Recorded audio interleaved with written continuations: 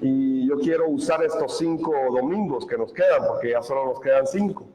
Y quiero aprovechar este tiempo de la noche para compartir con usted los 12 temas que hemos estado enseñando acerca de la evangelización mundial.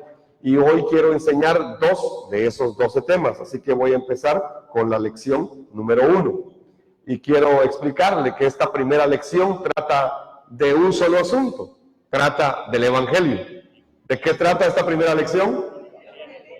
Amén. Usted tiene que tener claro de qué trata esta primera lección. No trata de otra cosa, trata del Evangelio. Es para que podamos tener claridad acerca de qué es el Evangelio y cuál es el Evangelio del que nos habla la Biblia. Y entonces empezamos con una pregunta. ¿Cuál es su definición del Evangelio? ¿Qué es para usted el Evangelio? ¿Qué significa para usted tener el Evangelio o creer en el Evangelio? En realidad hay muchas definiciones acerca del Evangelio. Mucha gente dice creer en el Evangelio, pero ¿qué es el Evangelio? ¿Usted lo tiene claro en su vida? ¿Usted tiene claro el Evangelio en su vida? ¿O es algo que usted necesita corroborar y profundizar en su vida todavía? Por eso quiero caminar esta noche en esta primera lección acerca del Evangelio que está en la Biblia. La palabra en el griego es la palabra evangelión, que significa buena noticia.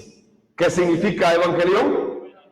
Entonces el Evangelio es la buena noticia, pero no es cualquier buena noticia, es la única buena noticia. Amén. Eso es el Evangelio, la buena noticia. Entonces cuando usted escuche la palabra evangelio o evangelión en griego, usted ya sabe que significa ¿qué? Buena noticia. Entonces hay muchos pasajes en la Biblia que hablan de qué es el Evangelio y lo resumen muy bien, pero quiero revisar 2 pasajes de la Biblia. Primera de Corintios 15, versículo 1 al 5. Primera de Corintios 15, del 1 al 5 dice: además, hermanos, el apóstol Pablo le está hablando a la iglesia de Corinto. Además, hermanos, les declaro el Evangelio. ¿Qué está diciendo Pablo que está declarando? El Evangelio. Les declaro el Evangelio que les prediqué y que recibieron y en el cual también están firmes, por el cual también son salvos. ¿Por medio de qué somos salvos? Del Evangelio, por el cual también son salvos. Pero dice la condición: si lo retienen como yo se los he predicado. De otro modo, ¿qué dice? De otro modo, ¿qué?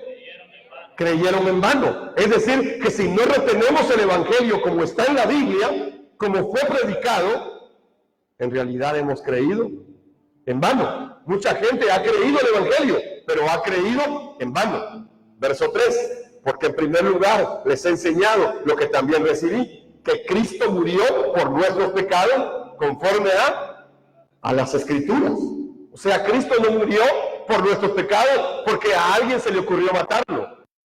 Es que Cristo murió por nuestros pecados conforme lo que estaba escrito en el Antiguo Testamento, conforme las Escrituras. Entonces el Evangelio es conforme ¿a qué? A las Escrituras, a lo que estaba escrito anteriormente. Y dice que Cristo murió por nuestros pecados conforme a esas Escrituras, y que fue sepultado y que resucitó al tercer día conforme a ¿qué? A las Escrituras nuevamente, y que apareció a Pedro y después a los 12. Esto es el Evangelio. Este pasaje resume el Evangelio. Es que Cristo vino y murió en la cruz, pero también resucitó de entre los muertos y ahora está sentado a la diestra del Padre. Este es un pasaje de la Biblia que resume muy bien el Evangelio. Pero hay otro pasaje, Romanos capítulo 1, versos 2 al 4. Y el versículo número 16. Y el versículo 2 al 4 de Romanos 1 dice que esta es la buena noticia que fue anunciada por los profetas anteriormente en las Escrituras, y que trata acerca de alguien, trata acerca del Hijo de Dios. ¿De quién trata el Evangelio? Del Hijo de Dios. Amén. Entonces, cuando usted quiera oír el Evangelio, ¿de quién tiene que oír? Ah, sí, ¿verdad? Del Hijo de Dios. Amén.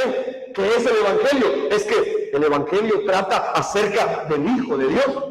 No trata acerca de nosotros. No trata acerca de mis problemas, ni siquiera. Trata de Jesús como el Cristo, el Hijo de Dios viviente.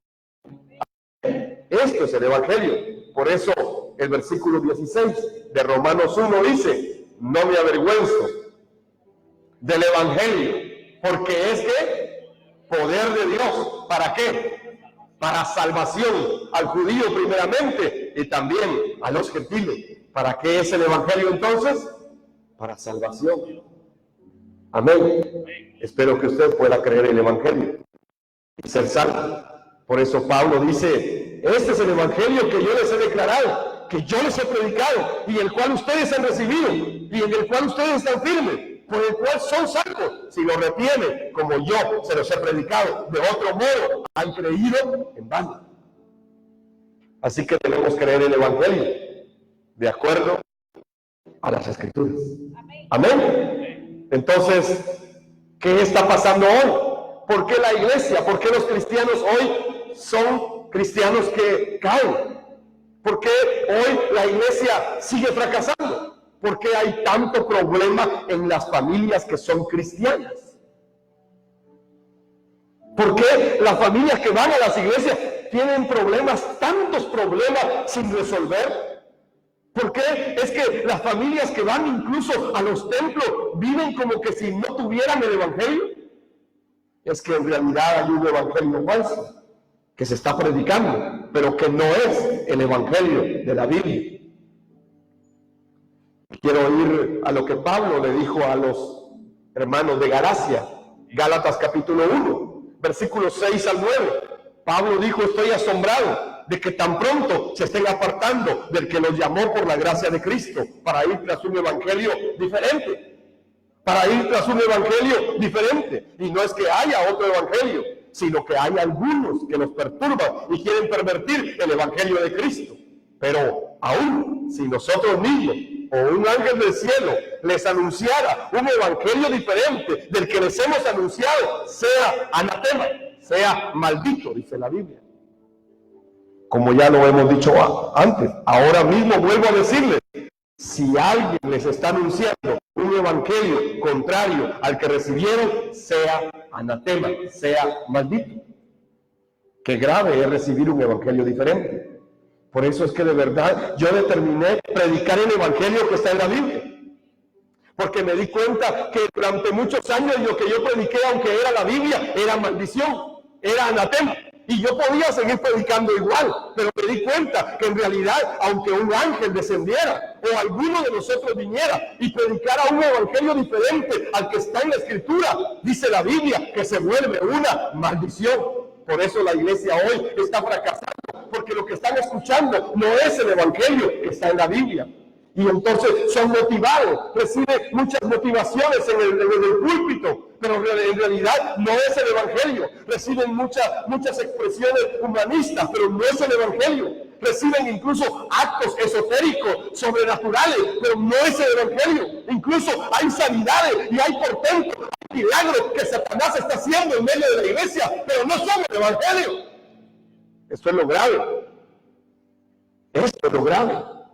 Porque tiene que ver con la eternidad. Y Pablo se lo estaba diciendo a la iglesia de los Gálatas, pero no solo a los Gálatas, a los corintios también. Y en 2 de Corintios 11, versos 3 y 4 dijo: temo que así como la serpiente con su astucia engañó a Eva, de alguna manera los pensamientos de ustedes se hayan extraviado de la sencillez y la pureza que deben a Cristo. Porque si alguien viene predicando a otro Jesús, al cual no hemos predicado, o si reciben un espíritu diferente que no habían recibido, o un evangelio diferente que no habían aceptado, que bien lo toleran. Los corintios estaban aceptando un evangelio diferente, donde se habían metido muchas corrientes humanistas del ocultismo, y los corintios estaban creyendo eso más que lo que estaba en las Escrituras. Este es el peligro de la iglesia de hoy, que en realidad la iglesia de hoy está oyendo tantas cosas que no son el evangelio. Pero cuando uno habla del evangelio, como que les estuviera hablando de algo raro. Cuando yo empecé a predicar, usted tenía una cara que de verdad daban ganas de salir. Y yo decía, algunos de ustedes se recuerdan, yo les decía, quisiera poder abrirles la cabeza y meterles un chip para que pudieran entenderlo. ¿Se recuerdan, verdad? Pero es una revelación. Pero el Espíritu Santo ya operó. Y bendigo el nombre del Señor por eso. Amén. Entonces, hay un evangelio falso que se está predicando, pero que no es el evangelio de la Biblia. El evangelio del que habla Pablo. Porque Pablo les dice a los corintios y a los gálatas que se mantengan firmes en este evangelio. ¿Por qué les dice de esa manera Pablo? ¿Cuál era el evangelio que predicaba Pablo? Veamos la Biblia y revisemos desde la Biblia cuál era el evangelio que Pablo predicaba. ¿De qué hablaba Pablo? Hay 3 pasajes, Romanos 1, 2 y 4. Dice que este evangelio Dios lo había prometido antes por medio de sus profetas en las Sagradas Escrituras.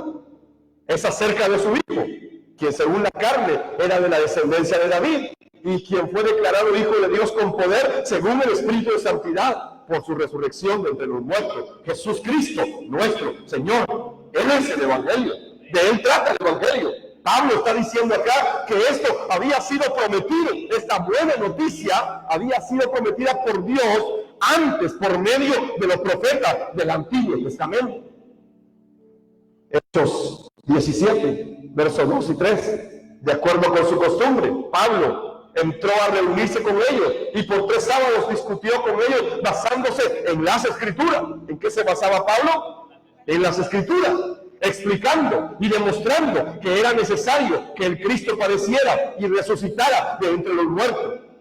Él decía, este Jesús a quien yo les anuncio es el Cristo. Amén. Esto era de lo cual Pablo hablaba. Es impresionante que este era el único mensaje que Pablo daba en Hechos 18:5. Después de un tiempo, habían 2 discípulos, Silas y Timoteo, y ellos llegaron a Macedonia buscando a Pablo y encontraron que Pablo se dedicaba exclusivamente a la exposición de la palabra. ¿Y cuál era la palabra que exponía Pablo? ¿A qué se dedicaba Pablo? Exclusivamente. Estaba dedicado a todo eso, a exponer esta palabra, testificando a los judíos. ¿Qué cosa? Que Jesús era el Cristo. Entonces este era el mensaje del apóstol Pablo. Pero, ¿será que solo Pablo predicó esto? Algunos dicen, sí, ustedes predican teología paulina. Sí, todo lo que ustedes dicen es teología paulina. Pero las Escrituras dicen que no era solo Pablo. Las Escrituras dicen que la iglesia primitiva también predicaba este mismo evangelio. Los apóstoles predicaron este mismo evangelio. Pedro, el apóstol Pedro, se recuerda que lo negó 3 veces, ¿verdad? Y después de que cantó el gallo, él había negado a Cristo 3 veces. Pero luego cuando Cristo resucita, lo restaura. Y le dice, si me aman, si me aman, si me aman. Y entonces, ya resucitado, es restaurado Pedro por el resucitado que es Cristo. Y entonces, vemos en el derramamiento del Espíritu Santo, Hechos 2, el primero que se levanta para predicar en Jerusalén durante el derramamiento del Espíritu Santo es Pedro, aquel que llevaba siempre la espada, aquel que siempre dijo, yo estaré contigo, Señor, aquel que le voló la oreja a Malco. Ahora se para lleno del Espíritu Santo. Y claro que hubo lengua del Espíritu ahí, claro que sí, y hubo 15 idiomas. Habían 15 naciones presentes y cada una de las naciones escuchaba en su propio idioma el mensaje que Pedro estaba dando. ¿Y cuál era el mensaje? Según Hechos, capítulo 2, verso 36, era uno solo. Pedro concluye este mensaje, este primer mensaje lleno del Espíritu Santo en Hechos 2:36, diciendo, sepa pues, ciertísimamente, toda la casa de Israel, que a este Jesús, a quien ustedes crucificaron, Dios le ha hecho Señor y Cristo. Dios le ha hecho Kyrios y Cristo. En ese tiempo, en realidad, era muy peligroso decir que Él era Kyrios, porque el único Kyrios El único Señor era el emperador romano. Y entonces cuando Pedro confiesa que Jesús es Señor y Cristo, está retando a todo un imperio. Pero a Pedro no le importó. Pedro estaba lleno del Espíritu Santo. Esta fue la conclusión del primer mensaje del apóstol Pedro, lleno del Espíritu Santo. Hoy la iglesia dice que está llena del Espíritu Santo porque habla lenguas, pero nunca se atreven a confesar que Jesús es el Cristo. Y la Biblia dice que toda lengua confesará que Jesús es el Cristo. Así que no importa si es lengua humana, o es lengua angelical, o es lengua espiritual, no importa, debe confesar una sola cosa, que Jesús es el Cristo. Porque ante Él se doblará toda rodilla en los cielos y en la tierra. Por eso, cuando vemos el mensaje de la iglesia primitiva, no solo Pablo, no solo Pedro, sino que los discípulos, la iglesia, dice en Hechos 5:42, todos los días, en el templo y de casa en casa, no cesaban de enseñar y anunciar la buena noticia de que Jesús es el Cristo, que se predicaba en las casas, que Jesús es el Cristo, y que se predicaba en el templo, que Jesús es el Cristo. No había otro mensaje. No es que se predicaba en las casas acerca de la esposa obediente al esposo. Claro que ellos podían predicar cualquier mensaje. Claro que se puede predicar cualquier mensaje. El esposo proveedor para la casa. La esposa obediente al esposo. Cualquier mensaje se podría predicar desde la Biblia. Pero eso no era lo que ellos predicaban. Ellos seguían predicando en las casas y en el templo una sola cosa, que Jesús es el Cristo. Entonces no solo Pablo, no solo Pedro, sino que también los discípulos, también la iglesia primitiva está predicando este mensaje. Que fue lo que Pablo predicó cuando se le cayeron las escamas. Hechos 9:22. Hechos capítulo 9, verso 22 nos dice que fue lo que Pablo predicó. Pablo se había quedado ciego y llegó Ananías y oró por él y se le cayeron como escamas de los ojos. Y en ese momento se le reveló el Evangelio, se le reveló Cristo y sus escamas se cayeron y él pudo ver con claridad de qué trataba el Evangelio. Aunque él había perseguido a la iglesia y había consentido en la muerte de Bernabé, ahora a este hombre, Pablo, se le han caído las escamas. Y entonces dice Hechos 9:22, pero Saulo se fortalecía aún más y confundía a los judíos que habitaban en Damasco, demostrando que Jesús era el Cristo. Amén. Pablo pudo haber predicado cualquier otro mensaje. ¿Qué se siente ser ciego? Tal vez. O yo estuve ciego tantos días. Le hubiera titulado a su mensaje, ¿verdad? Como algunos dicen, yo vi el Apocalipsis. Pablo pudo haber dicho, yo estuve ciego 3 días. O yo fui asesino, pero Dios me perdonó. Pero Pablo no predicó nada de eso. Pablo, cuando empezó a predicar, empezó a argumentar y a demostrar una sola cosa, que Jesús era el Cristo. Pablo, Pedro, la iglesia primitiva, todos predicaban este mismo mensaje. Hechos capítulo 17, versículos 2 y 3, nos habla de la vida de este apóstol Pablo, casi 15 años después de que él se había convertido, de que se había encontrado con Cristo.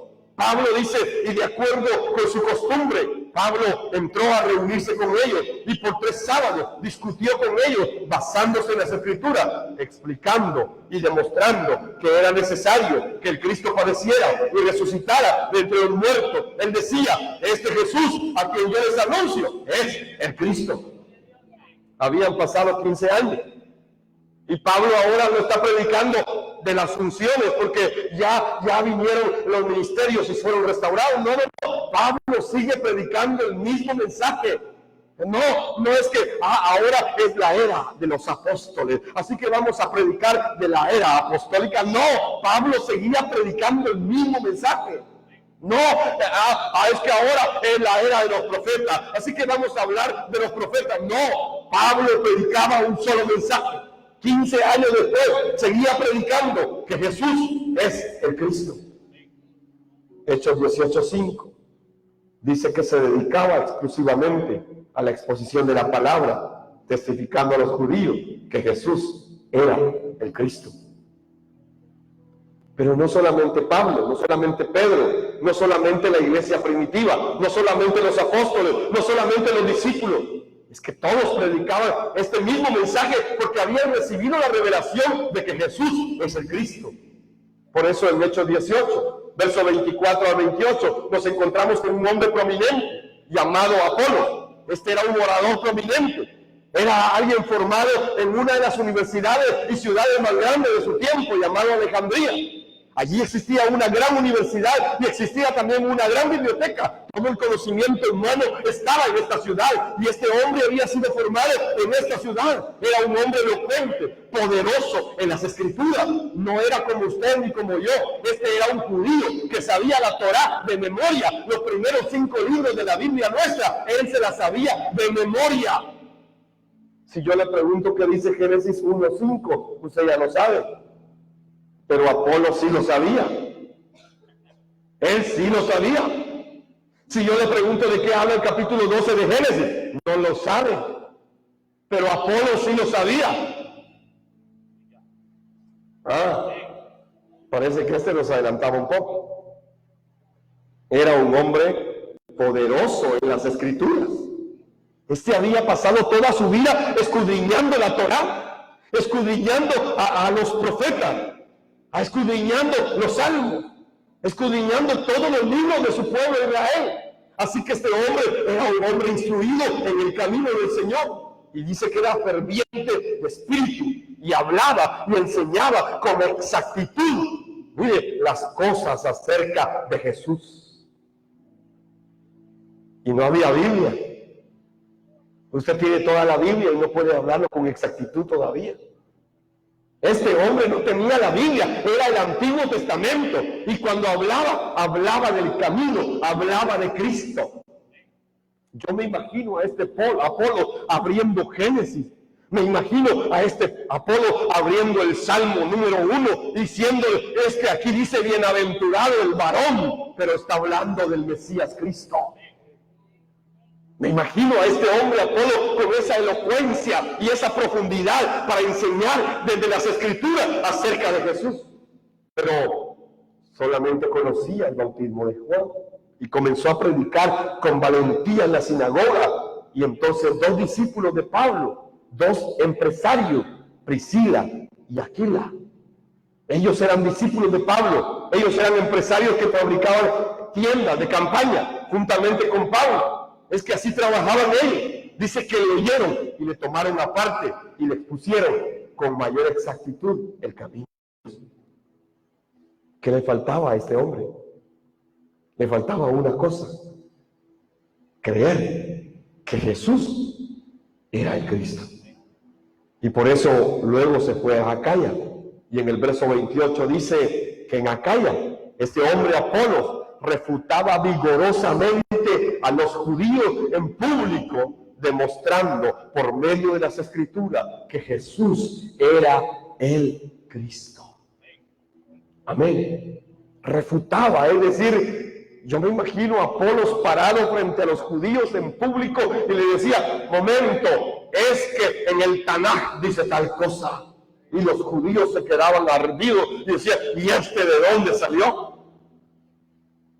Y no discutían sobre la ley mosaica, no. Él les hablaba y decía, es que cuando el Tanaj habla de ese camino antiguo, se refiere al Mesías, Cristo que vino. Y los judíos se ardían, porque los confrontaba públicamente. Así era este hombre. Apolo, Aquila, Priscila. En Hechos 16 encontramos a Jasón. En Hechos 17 encontramos a Lidia, una mujer vendedora de telas. Y dice que a la hora de la oración salió al lugar donde estaba Pablo y oyendo lo que Pablo decía, su corazón empezó a arder y decía, ¿qué es esto? ¿Qué es esto? Es que se le estaba revelando el evangelio en ese momento. Lidia, una empresaria, fue la primera mujer que llevó el evangelio a Europa. Así Dios usó toda esta gente y todos tenían este mensaje. El apóstol Juan, el que se recostaba en el pecho del maestro, también predicó lo mismo. Y usted lo puede leer en Apocalipsis 1:1 también, ahí él hace referencia de qué predica y qué se le fue revelado. Y él habla claramente que le fue revelado Cristo. Y dice en 1 Juan 5:1, todo aquel que cree que Jesús es el Cristo es nacido de Dios. Y todo aquel que ama al que engendró, ama también al que es nacido de él. O sea, el apóstol Juan está diciendo que Jesús es el Cristo. Si podemos ver entonces, el mensaje de la Biblia es contundente. Todos los discípulos, verdaderos discípulos, solo predicaban una cosa, que Jesús era el Cristo. Por eso concluyo este primer tema, la lección 1, con un pasaje, Juan capítulo 20. Y me gusta leer el verso 30 y 31 juntos. ¿Cuál es el objetivo de toda la escritura de la Biblia? ¿Por qué Dios nos dejó un libro con 66 libros? ¿Por qué Dios se tardó cerca de 1600 años para escribir estos 66 libros? ¿Por qué lo hizo en 3 continentes, en 3 idiomas diferentes, con más de 40 autores? Entonces, ¿por qué Dios se tardó tanto e invirtió tanto tiempo e hizo todo esto? ¿Cuál es el objetivo por el cual Dios nos dejó a nosotros escrita la Biblia? ¿Será que es para que la tengamos abierta en el Salmo 91? ¿Será que es para que la tengamos abierta en el Salmo 23? ¿Será que es para que hagamos nuestro devocional diario y leamos un capítulo diario? ¿Será que es para aprendernos aquellos versículos que me gustan? Todo lo puedo en Cristo que me fortalece. ¿Será que es para eso? No. El objetivo por el cual Dios nos dejó toda la escritura de la Biblia está aquí. Por cierto, Jesús hizo muchas otras señales en presencia de sus discípulos, las cuales no están escritas en este libro. Pero estas cosas han sido escritas para que ustedes crean que Jesús es el Cristo, el Hijo de Dios, y para que creyendo tengan vida en su nombre. Amén. Ahora usted ya sabe por qué Dios dejó su palabra para usted. Espero que usted pueda leer la Biblia cada vez, pero no la lea para ver qué enseñanza moral le deja este día la Biblia, sino que léala para encontrarse con el Cristo, el Hijo del Dios viviente. Y que cuando se encuentre con Él, usted cobre vida a través de ese nombre. Y que cuando usted se encuentre con Él en cualquier página de la Biblia, usted de verdad cobre vida y vida en abundancia. El Evangelio está en toda la Biblia. En cada página, en cada capítulo de la Biblia, ahí está el mensaje de Dios. Si no lo encuentras, ora y sigue estudiando hasta que te sea revelado que Jesús es el Cristo. Amén. Porque cuando te encuentras con esta verdad, cuando te encuentras con esta luz, cuando te encuentras con esta revelación, en realidad todo cambia en la perspectiva de tu vida. Amén. Concluí entonces con la lección número 1. Voy a pasar ahora a la lección número 2. La lección número 2 trata acerca de la creación del ser humano, la criatura bendecida. ¿De qué trata la lección número 2? De la criatura bendecida. Es que el ser humano fue creado de esa manera. El ser humano fue creado con toda la bendición de Dios. El ser humano fue creado a imagen de Dios. Dice Génesis 1, 26, 27. Entonces dijo Dios, hagamos al hombre a nuestra imagen, conforme a nuestra semejanza. Aquí hay dos cosas, está la imagen y está la semejanza de un Dios creador. Y cuando crea al hombre, lo hace a su imagen y lo hace también a su semejanza. Y le da dominio sobre los peces del mar, las aves del cielo, el ganado y en toda la tierra. Y sobre todo animal que se desplaza sobre la tierra. Creó pues Dios al hombre a su imagen. A imagen de Dios lo creó. Hombre y mujer los creó. Así fue creado originalmente el ser humano. Así fuimos creados. Pero esta imagen se deterioró. Esta imagen se oscureció. Y hoy nosotros tenemos alguna semejanza con nuestro Creador. Por ejemplo, el ser humano es inteligente. El ser humano tiene sabiduría humana. El ser humano es creativo. El ser humano gobierna algunas cosas en la naturaleza. Eso es la semejanza de ese Dios creador. Pero la imagen de Dios no está. En el Salmo número 8 y versículo 4, se nos habla de la grandeza del ser humano. A tal grado que el salmista pregunta en el verso 4 del Salmo 8, ¿qué es el hombre? Para que te acuerdes de él. Y el Hijo del Hombre, para que lo visites. ¿Quién es el ser humano? Para que Dios se acuerde de él. ¿Quién es el ser humano? Para que Dios se acuerde de él. Y le envíe a su Hijo, al Hijo del Hombre, para que lo visite. ¿Quién es el ser humano? ¿Qué tan grande fue creado el ser humano? Es que fue creado como un rey. Así de bendecido fue creado el ser humano. Tenía la imagen de Dios. Por eso en Génesis 5:3 nos da este ejemplo. Cuando Adán tenía 130 años, engendró un hijo a su semejanza, conforme a su imagen, y llamó su nombre Set. Si ustedes se dan cuenta, aquí hay una palabra de restauración. Se está restaurando la imagen de Dios a través de este hijo llamado Set. Se está restaurando la imagen de Dios en el ser humano. Es que Dios quería que se volviera a restaurar su imagen. Pero esa imagen, ¿en quién está? Esa imagen, ¿quién la tiene? ¿Dónde podemos encontrar la imagen de Dios que se perdió un día? Solamente alguien tiene la imagen de Dios. Solamente Cristo tiene la imagen de ese Dios creador. Por eso Colosenses 1:15 dice que Cristo es la imagen visible del Dios invisible, que es el primogénito de toda la creación. ¿Quién tiene la imagen de Dios? Y entonces, si yo quiero tener la imagen de Dios, ¿a quién necesito tener en mi vida? Si yo quiero que la imagen de Dios se restaure en mi vida, yo necesito tener a Cristo, porque Él es la imagen de ese Dios invisible. Segunda de Corintios 4:4, en la última parte, dice que el resplandor del Evangelio de la gloria de Cristo, quien es la imagen de Dios. Cristo es la imagen de Dios. ¿Y cómo se puede restaurar la imagen de Dios en nosotros ahora? Solamente a través de Cristo. Si tenemos a Jesús como el Cristo, se restaura la imagen de Dios en nosotros. Amén. Y entonces se restaura toda la bendición original.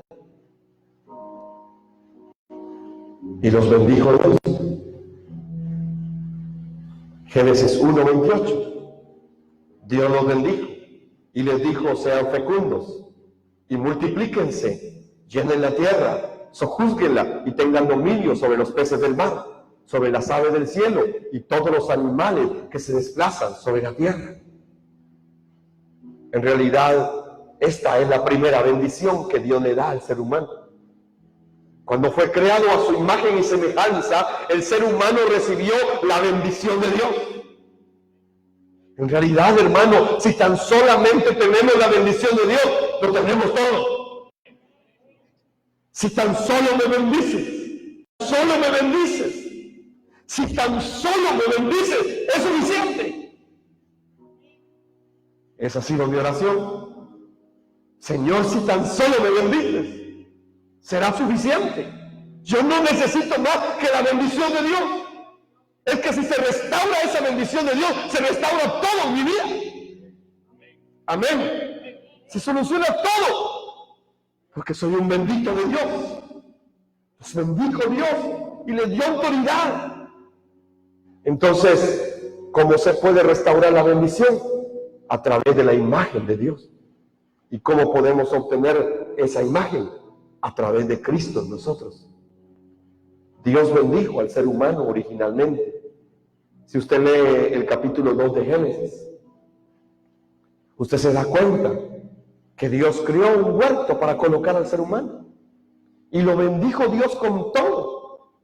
Dios reposó de todas sus obras. Dios era el reposo del ser humano.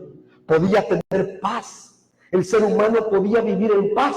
Vivía en reposo. Tenía todo lo que necesitaba. No vivía en angustia, no vivía en enfermedad. No, tenía todo. Le dieron la familia en Génesis 2.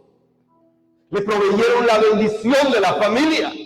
Era una bendición tener una familia. Hoy para muchos es una maldición. Pero le dieron todas estas bendiciones. Le resolvieron el problema de la economía. Le dieron un río que tiene oro. Le dieron fruto, le dieron planta, le resolvieron el problema de la provisión de alimentos.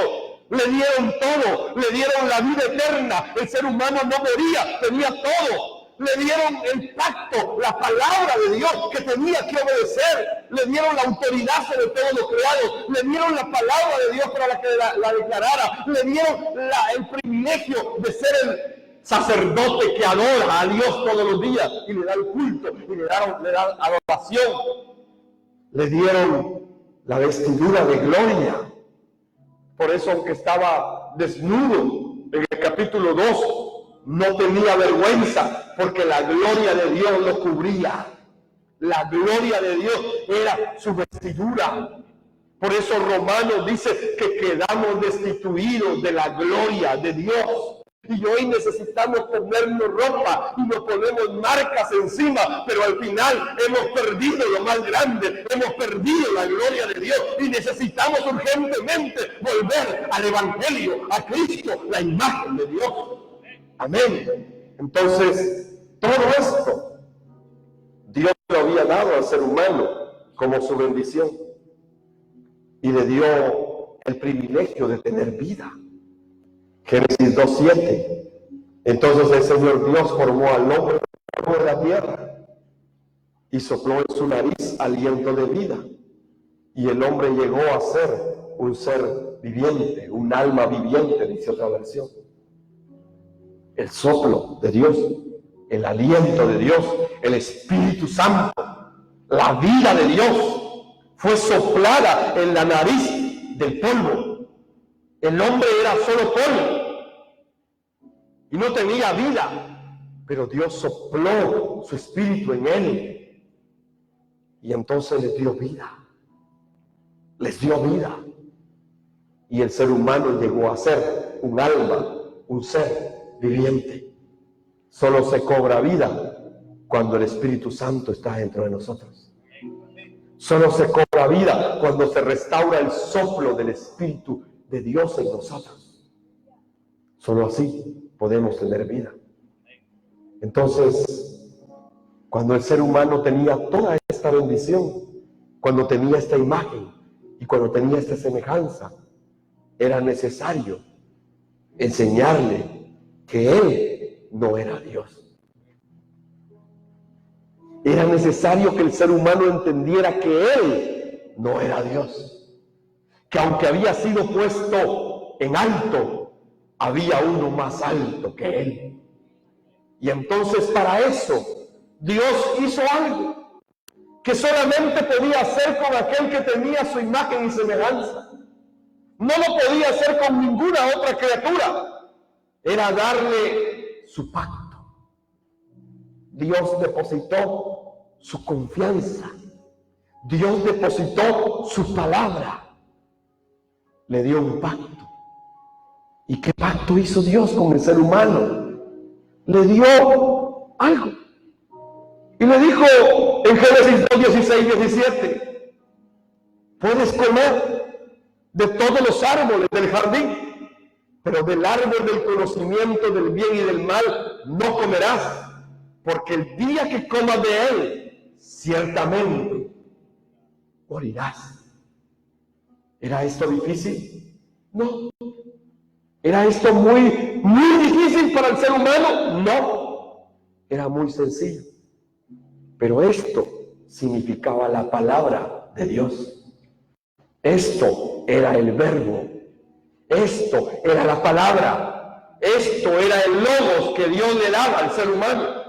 Le dio su palabra. Le dio lo más grande. Le dio su pacto. Y le dijo, obedécelo. Y si lo obedeces, puedes disfrutar de todo lo que yo he creado. Pero el ser humano creyó que podía ser igual a Dios. El ser humano llegó a creer que este pacto no era suficiente. Llegó a creer que era algo tan simple, tan sencillo, que solo a Dios se le podía ocurrir pedir una cosa tan fácil.